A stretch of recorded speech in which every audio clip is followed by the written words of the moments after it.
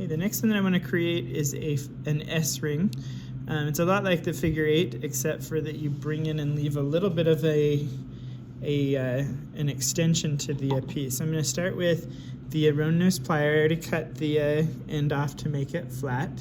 I'm going to take it and I'm going to start right here at the end and create a small little bit of a jump ring. So I bring that down until it's touching, and then I can open it up. Now, just like the figure 8, I would have started here. I'm going to slide it down and give it just a little bit of an extension. But this time, instead of going the other, I'm going to take it and wrap it again back the other way until it overlaps.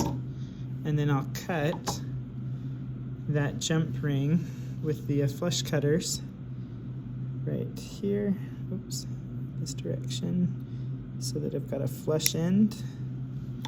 And there you can see the little figure 8. It's a little wonky, so I'm going to take the flat head and flatten that chain link flat. And you can see there I've got a small head and a large head. You could do some that are the same size. You can make them larger or smaller.